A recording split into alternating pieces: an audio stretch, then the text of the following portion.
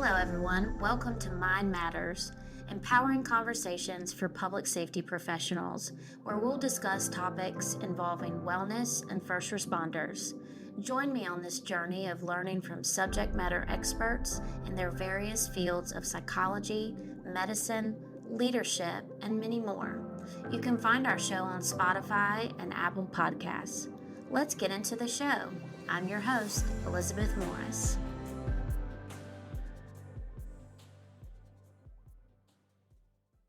Okay, welcome back to Mind Matters. I'm Elizabeth, along with our co-host Gary Fly. Today we have the incredible honor of speaking with Bob Delaney. He is an author, a keynote speaker, a former NBA ref, and really a true advocate for mental health and resilience in leadership. Bob's story is unlike any other, from working undercover in the mafia as a New Jersey state trooper to managing stress, which is a lot of stress on the court as an NBA referee, to now, mentoring troops and first responders around the world. He spent his life understanding and teaching resilience in the face of trauma. And so, Bob, thank you so much for being here with us today. Thank you, Elizabeth. Thank you, Garrett. Good to be with you all.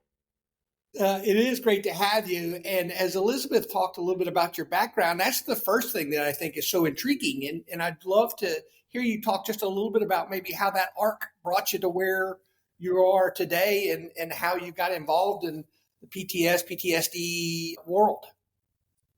Gary, I was a New Jersey state trooper for 14 years, and I followed in my father's footsteps. My dad was a state trooper, and in 1973, I left college early. I used to tell the NBA players I was like them. I came out early, only I got a job as a cop, and they got big NBA contracts. And they had not given a test for the state police in 2 years. And my concern was if I waited, it'd be another 2 years. So I knew the NBA was not calling me, and my thirst for knowledge was not as strong back then as it is now. So I was really only there to play ball and take some courses. It's not a good thing to say to the young folks, but that's the reality. And then in graduating from that academy, it was a organization that was founded by Colonel H. Norman Schwarzkopf, the father of the famed General H. Norman Schwarzkopf of the Gulf Wars.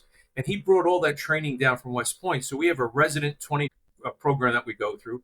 And back then, we were the local cops for towns that didn't have their own police department, as well as doing the miles and smiles on the highway and handing out tickets and handling the accidents. And I was at my third station. Every 6 months, they transferred you. And I had a note. Every state police station was the same. We lived there. You walked in, it was a police station. Second and third floor were our rooms, 2 troopers to every room. And downstairs, there was a basement, a kitchen, ping pong table, a pool table, TV kind of place to hang out, kind of like a firehouse. And I walked in after 2 days off, and there was a note in this little cubby hole that they try to make you believe you have your own office. And the note said to call Lieutenant Jack Liddy, Division Headquarters, Criminal Investigation Section, Organized Crime Bureau. This guy had more titles next to his name than I ever saw. You got to know, I grew up Irish Catholic, which means I wake up guilty in the morning. I thought I did something wrong. I thought I had a problem on my hands. And the other trooper said, relax, kid, give the guy a call. I did. Lieutenant says you're going to be in for a while. I said, yes, sir. He said, I'll meet you in the kitchen. Hour and a half later, I'm in the kitchen. This intimidating figure walks in. Lieutenant Liddy stands about 6'4". He's got meat hooks for hands, the kind of guy that hangs on his lapels when he speaks to you. We had a conversation. He's also the kind of guy that the button on the shirt has never met the hole on the shirt. He's still wearing a 16 when it should be a 22.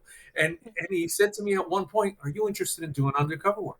I said, "Yes, sir." He turned and walked away. I said, "Lieutenant, what is it? Drugs, narcotics?" And he said, "You keep asking questions, you're going to be out of running." Over the next 3 weeks, I learned that the President's Organized Crime Task Force out of Washington, D.C., the FBI and New Jersey State Police were joining forces.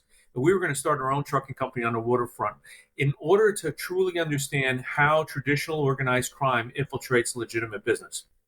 We started with a small trucking company. It grew to a larger. I became the president of the larger company. We had an informant by the name of Pat Kelly. The other FBI agents that were involved took on the roles of truck manager, truck accountants, truck sales. The other trooper took on the role as my bodyguard and driver, so that we kind of mimicked what traditional organized crime was. And while I could go on for hours with that Soprano-esque type story, it took 3 years of my life. They told me it was going to be 6 months, a very aggressive attitude, like we were going to end organized crime in the state of New Jersey in 6 months. And we learned that wasn't going to happen. And it became 3 years of my life. And it's deep cover. It's not going home at night. You have undercover apartments. You're immersed into that subculture. And the result was post-traumatic stress disorder for me. And so when I was dealing with it, I was not being willing to have conversations about it. I was hiding from it. People were trying to help me and I pushed them away. I was testifying before all kinds of criminal courts. And then I also testified before the United States Senate in 1981. Senator Sam Nunn, John Glenn, a variety of senators, to truly understand traditional organized crime. So for your audience, the younger audience, to understand traditional organized crime, the mafia, was like the domestic terrorism of today back in that era. Law enforcement was committed, and every law enforcement agency had hundreds and hundreds of law enforcement officers trying to curtail traditional organized crime, the mafia. So when I testified before the United States Senate, I happened to get reunited with my college psychology professor, a guy by the name of Dr. Henry Campbell, Hank. And he and I started doing some informal therapy. And he was the first one that told me that I was dealing with post-traumatic stress disorder. And I pushed him away. I said, Hank, get out of here. I'm a trooper. That's a military thing. I had all these archaic visions. And I've been immersed in this kind of work for the last 40 years of helping people understand the emotions that come as a result of the service that they do. So with the military, law enforcement, firefighters, first responders, healthcare community now, I refer to as operational stress. It's the stress that comes from the work we do. And when you work in the kinds of jobs and professions that I just mentioned, you either go to trauma or trauma comes to you. So it'd be naive to think that you're not going to be exposed to higher risks for trauma. So an education and awareness program is what I've been part of. I don't talk about post-traumatic stress disorder. I talk about post-traumatic stress. The disorder is a diagnosis, but this has been around forever, right? I mean, Sophocles wrote 2 plays about the warrior not knowing how to act after coming home from battle. After World War I, we called it soldier's heart. Shell shock after World War I. Battle fatigue after World War II. Flashbacks after the Korean and Vietnam Wars. And then it became post-traumatic stress disorder. And from my view, that's when we over-medicalize this. And we scare people away from the conversation. And quite honestly, PTSD is such a loosely used term in our society. It's really not fair to the people that are actually dealing with post-traumatic stress disorder. I tell folks, you do not get PTSD if Starbucks gets your order wrong. I mean, we're using this so loosely. And so Yes. that, I hope, gives you a little bit of a feel for what I experienced and how I got into this kind of work. Yeah, very much so. And as you talked through those examples and even the mention of like not going home at night, right? And you start to see the weight that starts just getting piled on top of you. And when you're living a parallel life, in effect, or it just really brought that home. And it's intriguing. And that term operational stress, again, as soon as you said that, it really resonates in a very different way. I think that captures it very nicely. Absolutely. Gary, I mean, he's written, 4 books now or more than that? 3 books have been published. I'm on my 4th, yes. But then the heroes are human, and the lessons in resiliency and courage and wisdom. And that's exactly what, he speaks about, is removing those, barriers and roadblocks to the healing process by removing the diagnoses. And we see with our first responders, they're involved in critical incidents, many of them on a daily, hourly basis, but that doesn't mean that they come out having post-traumatic stress disorder. But the operational stress, it's there for them. Even, folks that are in the private sector. But yeah, you definitely humanize it with that language. And can you share why you think that language matters, and how you define post-traumatic stress for people who might not fully understand it? Well, Elizabeth, you bring so many great points. So like mind matters, words matter. And so Right. the words that we use in having this conversation is extremely important. I've also identified that the groups that I work with wear uniforms, and many of us have a persona at work. And so the uniform of the military, uniform of law enforcement, first responders, and even in the healthcare community, their uniform is scrubs or a lab coat. When they put that on, there's another persona that comes. And many times they have to steal their emotions from what they are seeing in order to do their professions. I tell folks, and I don't mean this in any disrespectful way, but some of the best, funniest lines I've heard are at horrific scenes Yeah. that I was at as a trooper. And what's taking place is humor is putting up a defense to allow them to do their job. Yet, if someone heard them speak, what's taking place, they would think that they were cold hearted. They're anything but. They're extremely empathetic. And what they're trying to do is distance themselves from the horror that they're a part of in order to do profession. The problem comes in is that emotions are meant to be felt, and we do everything we can to hide those emotions. And then we become like, we start hiding and hiding more and more. I'll just give you an example. I was doing work on the pile after 9/11, and I was speaking with firefighters, and one got extremely angry with me because I was talking about how you had to release and talk about what you experienced. And he's like, "What do you want me to say?" This guy next to me, he's going through the same thing. You want me to tell you my day? It's 14 hours on that pile. I know I'm not going to find anybody. I'm looking for people that were coworkers of mine, friends that have been killed. He said, and when that's over, I get in the car and I ride for 30 minutes back to my home, and I cry the entire way. And then I pull into the driveway and I put the face on because I don't want my family to be afraid. And so that's the emotional, that's where we have to figure out. I'm not asking them to be, like telling their families every gory detail that they see, but we have to find ways to be able to process. And one of the examples I use is, if I had a big balloon over my head right now for your audience, how do I get the air out? I take a pin and pop it, I get the air out, but I don't have a balloon anymore. I let it go, it flies all over the room, it goes out the door. We don't know what happened to the balloon. But if we're patient and willing to listen to sounds we do not want to hear, it may even hurt our ears. We turn it upside down, we let a little air time, it makes that screeching noise. But eventually, we're going to get all the air out of the balloon. We're going to have a full balloon we can use again one day. That's us. But more often than not, we push it down, one on top of another, on top of another. And if you take that analogy to its fruition, at some point the balloon will burst. My hope is that in having conversations, the work that you all do, that if we can help people understand, this is not about eliminating post-traumatic stress. It's about navigating it. Mm-hmm. And how can we find ways to be able to process it and have that honest, trust conversation with one or two other people that have gone through similar experiences or are in the same profession as you. I often say to folks, my wife is not my peer-to-peer.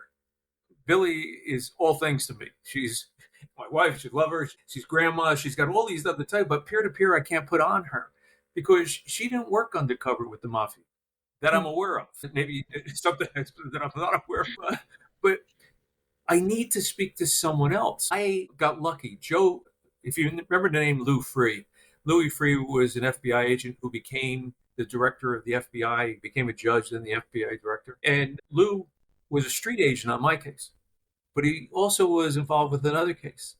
And that was Joe Pistone, who the world knows as Donnie Brasco in the movie that Johnny Depp played his role. And the first time that I met Joe and Lou introduced us, I knew he got what I was going through. I read it in his body language. I saw it in his actions. I heard it in his words because he went through a similar experience that I did. So we were able to relate. And I said to Joe, we're two old dudes now. The only place we can go undercover now is the senior citizen home and figure out who's stealing the yogurt. But we still have each other to speak with. I think there's a new show about that, right? Very good, Elizabeth. Maybe we may have to look into that. Yeah, I think those are, your experiences and recognizing, well, actually, you had someone call you out, right? That you were suffering from post-traumatic stress. But what do you, when you're talking to military and first responders, what are some of those realistic, actionable self-care practices that you recommend? Especially because these folks don't have a lot of extra time. So kind of that, letting out the balloon slowly, but what are some of those actionable practices, healthy coping skills that you recommend to folks when you speak to them? As you both know so well, is that when we speak about self-care, people just feel like, I don't have enough hours in the day, and now you're telling me to do something else. and Right. try to help them understand that self-care does not mean selfish. Self-care is about being the best you can be to make the world a better place, to make your family a better family, to make the better organization. And that is a necessary part of this, which we're not really taught in our society. We're taught to do and be active, and taking time for yourself is thought of as non-productive. That 10, 15 minutes. I'm at a point in my life where I do have the luxury of, I live in Sarasota, Florida, and I can go walk on the beach whenever I'm home for a half hour. Um, that healing that comes from nature, and seeing it. And I'm not going to be a tree hugger on you guys. I'm not going that route. But I we think have, there's something to be said for taking off your yes, you shoes have to and walking listen. barefoot. Yes, it's healing. And I learned that I was in Iraq. I've been to Iraq and Afghanistan on numerous occasions with our troops. And I was in Iraq, and they wanted me to understand what happens to one of our troops when they become injured on the battlefield. So I went to the field hospital, and then there's a larger hospital in Baghdad. And then over in Landstuhl, Germany, is our largest facility outside of the United States. And at the first field hospital, I said to the doctor that was giving me a tour halfway through, I said, "It's all good, doc, but who's taking care of you?" And he smiled at me and went outside, and there was a stick with rocks on it in a small patch of grass that was cared for outside in this desert, and a bucket of water. And if you pour the bucket of water over it, it sounded like a babbling brook. He said, when things get too tough for me and my staff, we come out here. I was in Afghanistan at Bagram, and they were doing the same thing. And halfway through the tour, I said, "Who's taking care of you, doc?" And she said, "Let's go."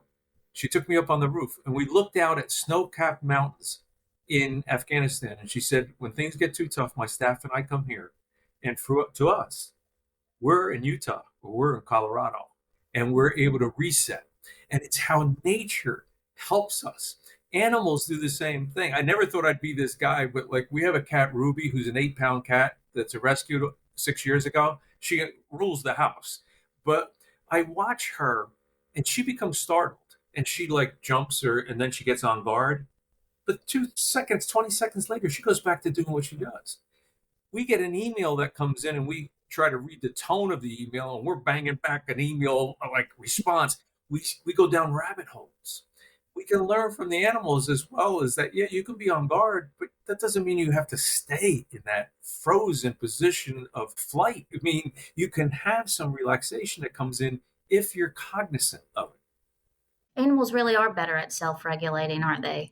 Yes. Those are fascinating stories as you talk about the babbling brook or the snow-capped mountains, right? It does create this visual or sensory sort of change for people. Being outside does that. It puts you in a whole different physical environment. So those are sort of very practical, tactical kinds of things. You mentioned prior to that with your wife that she's not your peer. You can't share that kind of stuff. But do you have recommendations for maybe family members or loved ones of first responders and those folks that are living in this pressurized environment? Yeah, that's a great point, Gary. And I actually do it in reverse. I talk to the cops and firefighters and the soldiers and help them understand you got to let your family in a little bit. I'm not Yeah. asking you to open the door, but you got to let them in. And I offer to those folks that you need a code word. If you've been at a homicide or you've been deployed for 6 8 months, you need to have a code word with your spouse, your significant other, to be able to say, "I need time." Because if you just go into isolation, the view is, "You don't love me anymore," or "We have a problem," and the rub starts. And so opening these kinds of conversations are extremely important. And by having that code word, you can go into a little bit of isolation to be able to process, because you don't go to a homicide scene and come home and say, "Hey, let's all go to McDonald's and let me tell you about the day I had," right? So there's a processing that has to take place. And what we don't want to be, my generation really was maladaptive behavior. I was taught, you drink it away, kid. You go to fatal accidents, then you go have a drink. And all you're doing is trying to deaden your pain or remove it. And so these are areas that we have to be cognizant of, that the potential for other addictions to start can come as a result of trauma. And so having that awareness, we always talk about the emotional and psychological. We need to know about the physiological side to trauma. I went through medical problems maybe about 15, 20 years ago. And I went to a doctor that had come to Florida from New York, and he was an oncologist, and he was like Dracula. He took blood everywhere, and he did all these tests on me. And I went back in, and he didn't know my backstory. And as soon as I got in his office, he said, "Mr. Delaney, can you tell me a period of time in your life that you were under prolonged periods of stress? Because I have all the markers telling me that." They're like, here, read this. Yeah, exactly. I said, "Here's a book, Doc. Hey, read this book." And he explained it to me in layman's terms. He said, like, exposure to the sun can show up as a cancer 20 to 30 years later. Exposures to prolonged periods of stress can show up with medical issues down the road. And so we have approached it from the psychological and emotional, but we need to become educated to what it does to us physically. And that becomes extremely important. Another area with cops and firefighters and first responders, military, he said you have to have an honest conversation with your spouse about when you're having nightmares, how do you wake someone up? Or how do you get them out of that nightmare? Because if you go to the shoulders and try to shake them, the response may be a very aggressive response. And think of the people that we're speaking about. They are willing to put themselves in harm's way for people they don't even know. And if they hurt someone they love, that's going to be even more devastating. So Billy, my wife, knows to kick my feet and lean back so that it takes me out of that nightmare. And even to this day, I mean, we're talking 40, 50 years ago is when I was in the midst of that undercover stuff. I still get nightmares. There's stuff that shows up. It's amazing how our minds play it over. Like if I said to you, I went to Hawaii and I come back and I tell you about Hawaii, I know I was there and it's past tense. Yet when we get into relaxed states, the traumas that we've experienced play over in our minds like a movie as if it's happening again. That's the reason for the heart rate that starts to get higher, the perspiration that takes place, night sweats. So all of those things, I really encourage people to become students of post-trauma to have a better understanding of what it does. I think those are some phenomenal points. And Gary, it reminds me of just our last conversation with Dr. Kaler, who she is a psychologist and works with the FBI, and she's like the sleep doctor. But when you were speaking about, the biggest fear is like hurting their family, there was someone that she worked with in therapy, but that he was so afraid to go to sleep. He would not sleep of fear of hurting his spouse. And then it also made me think, we have a wonderful staff member whose husband has served in a few tours and come back. And she's mentioned to me about that, those, in the middle of the night. And I'd be curious. Now I'm going to have to ask her, so do you kick his feet? I mean, that's a good go-to, right? And you're right. I think, what was that book? The body keeps the score, and it's just amazing what our body can do, and for good, but definitely focusing on those, positive, instead of those maladaptive coping strategies. And those are just some really great nuggets of information. So thank you for just share sharing that. The first book I wrote was called Covert, My Years Infiltrating the Mob. And the second book was called Surviving the Shadows, A Journey of Hope into Post-Traumatic Stress, not a journey of doom and gloom. And I had to really fight with the publisher because they wanted a journey of hope into post-traumatic stress disorder. I said, I don't speak about the disorder. I speak about post-traumatic stress. And they said, well, everybody knows. I said, I know, but I want to educate. So on the front cover, it has that. On the back cover, it has disorder. So you compromise. The reason I called it Surviving the Shadows, I believe we all get shadows in our lives. But I say to folks, never be afraid of a shadow, because in order for a shadow to exist, there has to be light nearby. And so it's our responsibility to ourselves and to each other to get to that light. And then the third book was Heroes Are Human, Lessons in Resilience, Courage, and Wisdom from the COVID Front Lines. It really is not about COVID. It's about what they experienced and what those who serve us in the healthcare community go through. And I'll just share one story. I interviewed a nurse who really worked in one area of the hospital and then was moved into the COVID wards because of the need. And it was a whole new experience. And then she was working 12 to 14 hour shifts for long periods of time. And she just knew she was burning out. And she just knew it was months. And she wanted to go out on a lake. They lived on a lake with her husband and go for a boat ride, and she did. And at the end of the day, they had a great day, and they pulled in, and she went to the front of the boat to tie it off. And she started crying uncontrollably. And what happened was that there was a small boat up on the dock that had a tarp over it that was the same color of the body bags she had been putting patients into. And she remembered every one of their names and every one of their faces. And the triggers are extremely important for us to be aware of what brings us back to the actual event. I've had so many soldiers say to me, "Sir,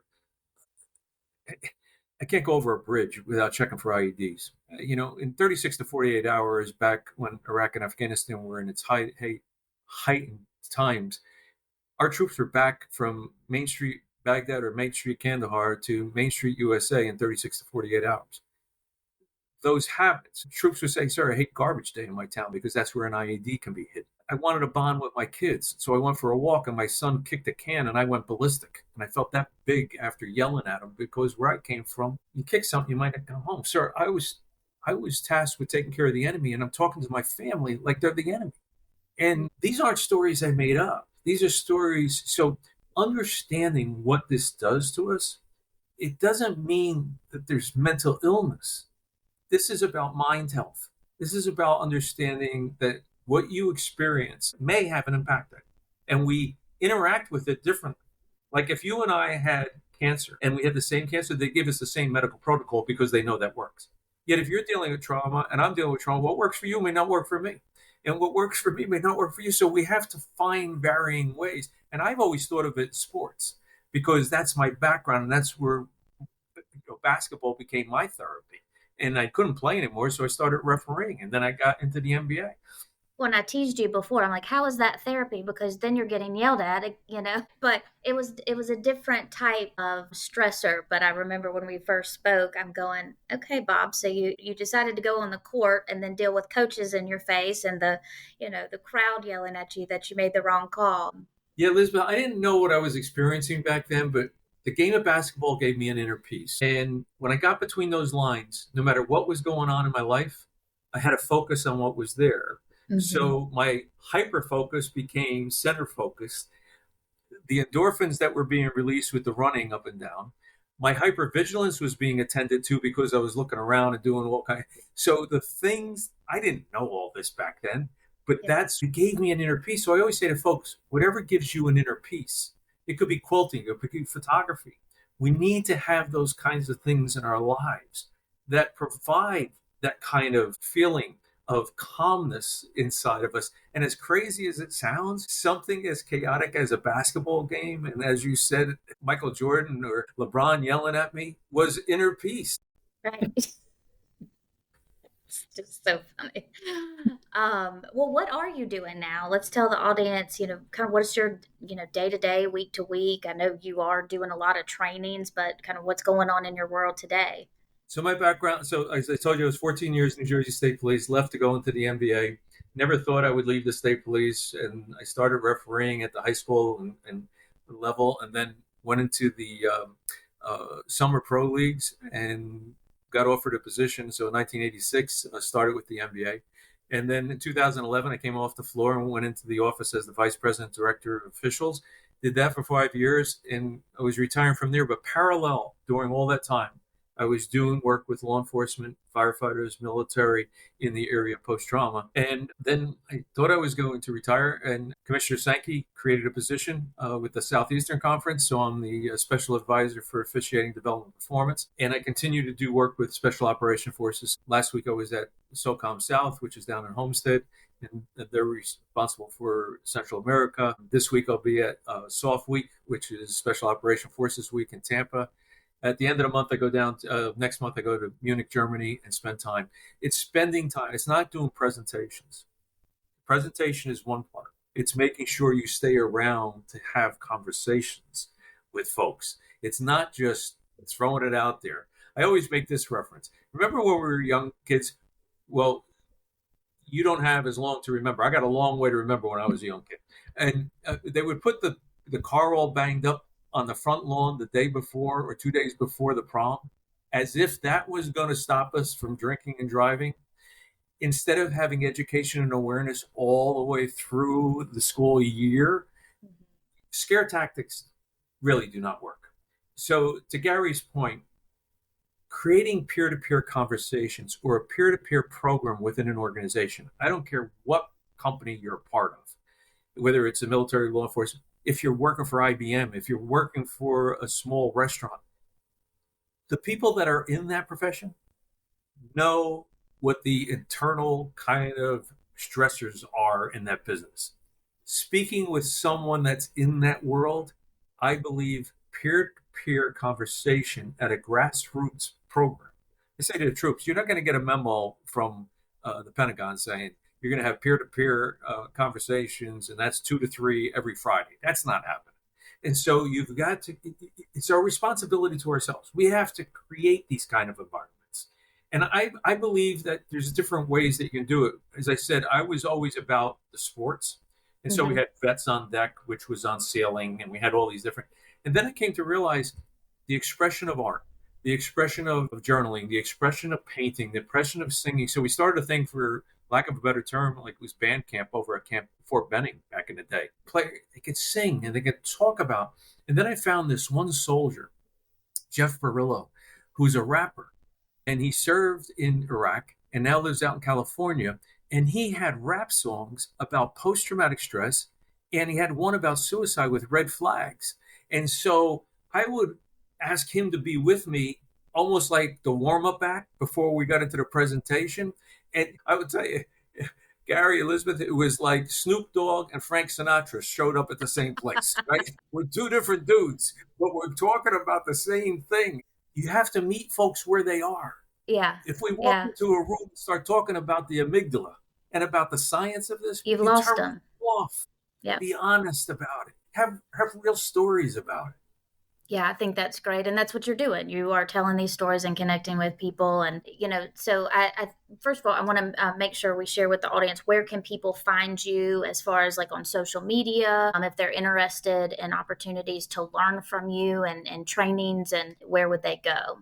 Yeah, Delaney Consultants, www.delaneyconsultants.com. Also, University of South Florida, I'm lead instructor on resilient self-care within their corporate training and professional education department. So if you went to their website and went to the corporate training professional education, they'd be able to find programs that I'm involved in. Okay, great. And if there's one message or one takeaway that you hope listeners, get from this conversation and just from your story and your work, what would that be?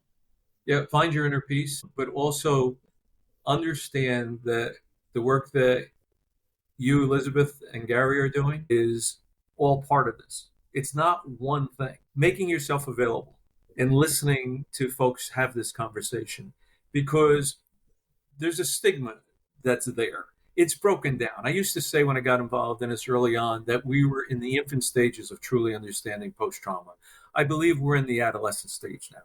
We still have a way to go. And the more that we're willing to have these conversations, that to understand that courage is not absent of fear.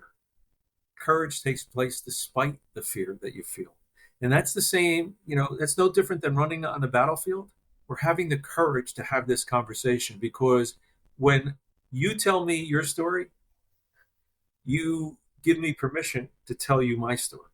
And then we validate each other's feelings. And that is the starting of the process of being able to understand how to navigate post-traumatic stress.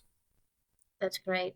Gary, any final thoughts or questions from you? I actually do have one final thought that struck me as you were talking. You gave the example of the balloon and letting things out slowly. To me, that's a great visual.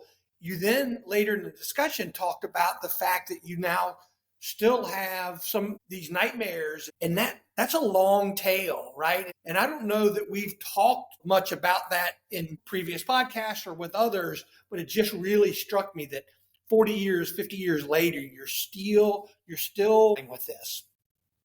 Yeah, I often say that post-trauma need not be a lifelong sentence, but it may be a lifelong journey of healing. Yeah.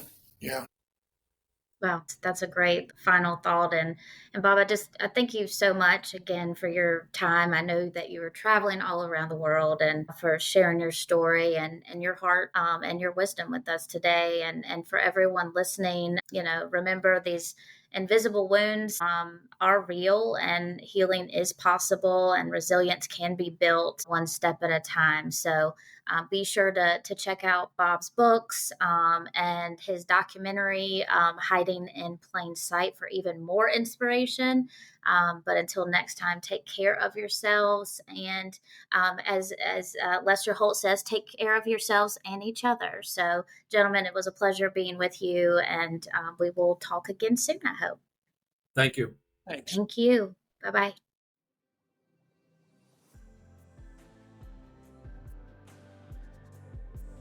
We hope you enjoyed this episode of Mind Matters. Please give us your thoughts, and if you like this episode, feel free to share it with others. You can also find more content and choose to follow us on our Instagram, Facebook, and LinkedIn at the FMRT Group. Thanks, and we'll see you next time on Mind Matters.